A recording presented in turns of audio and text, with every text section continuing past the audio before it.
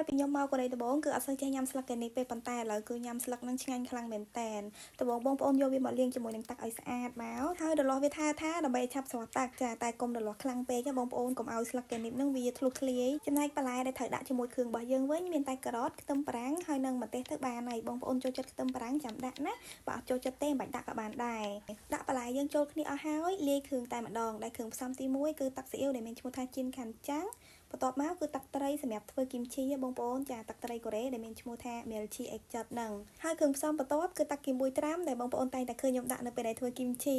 ទឹកគីមួយនេះឈ្មោះរបស់វាគឺ Mesil Chong ឥឡូវមកដាក់គ្រឿងផ្សំបន្ទាប់របស់យើងវិញគឺខ្ទឹមសចាខ្ទឹមសដោយសារតែខ្ញុំដាក់ខ្ទឹមបារាំងច្រើនហើយអញ្ចឹងខ្ញុំដាក់ខ្ទឹមសចូលតែបន្តិចទេហើយនឹងទឹកស្ករសម្រាប់ធ្វើម្ហូបដែលមានឈ្មោះថាឆូតឆុងចាបងប្អូនដែលមានឆូតឆុងអាចជំនួសដោយមួយយ៉ាត់ឬមួយក៏ស្ករសក៏បានដែរចុងក្រោយគឺម្ទេសម៉ដ្ឋចាម្ហូបកូរ៉េតែងតែមានម្ទេសចូលបងប្អូនចាម្ទេសម៉ដ្ឋល្ងលីងហើយនឹងបានលាយជាមួយនឹងទឹកសូចូលទៅបន្តិចដែរបងប្អូនដោយសារតែគ្រឿងរបស់យើងនឹងគឺខាប់ខ្លាំងពេកអញ្ចឹងត្រូវការដាក់ទឹកចូលទៅបន្តិចបន្តួចដែរកូរគ្រឿងរបស់យើងឲ្យចូលជាតិគ្នាសព្វអស់ហើយទុកឲ្យម្ទេសរៀងរីកសិនទៅចាគ្រឿងនឹងឡើងខាប់ល្អហើយបើវាអត់ទាន់រីកម្ទេសទេមើលទៅរៀងរាវចំណែកស្លឹកកេនីវិញតងវាកុំបេះចេញឲ្យសោះណានិយាយទៅគឺហាមដាច់ខាតហ្មងបងប្អូននៅពេលដែលយើងញ៉ាំគឺយើងត្រូវយកចង្កឹះរបស់យើងហ្នឹងទៅចាប់តងរបស់វាលើកឡើងមកបើសិនជាបងប្អូនកាត់តងចេញចាគឺពិបាកនៅក្នុងការញ៉ាំនិយាយទៅជនជាតិកូរ៉េគឺអត់ញ៉ាំហ្មងនៅពេលដែលឃើញកេនីអត់មានតងព្រោះថាគេពិបាកយកចង្កឹះទៅចាប់វានៅពេលដែលប្រឡាក់គ្រឿងបងប្អូនប្រឡាក់ម្ដងមួយស្លឹកក៏បានពីរស្លឹកក៏បានតាមចំណូលចិត្តណាបើសិនជាចង់ញ៉ាំភ្លាមបងប្អូនប្រឡាក់ម្ដងមួយស្លឹកទៅចាតែបើយើងធ្វើដូចគីមឈី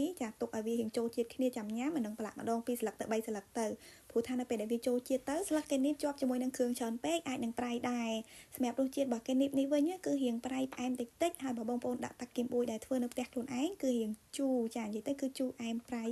រសជាតិរបស់វាបងប្អូនយកទៅញ៉ាំជាមួយនឹងសាច់អាំងក៏បានយកញ៉ាំជាមួយនឹងបាយក្តៅក៏បានដែរនិយាយទៅជាម្ហូបបន្ទាប់បន្សំដែលពេញនិយមនៅកូរ៉េខ្លាំងមែនតើដោយសារស្លឹកនេះគឺមានក្លិនប្រហើរស្រដៀងទៅនឹងជីកាបន្តិចស្រដៀងទៅនឹងជីស្លឹកក្រាបន្តិចសម្រាប់បងប្អូនដែលចាញ់ក្លិនទុកឲ្យចូលជាតិសិនចាំញ៉ាំណា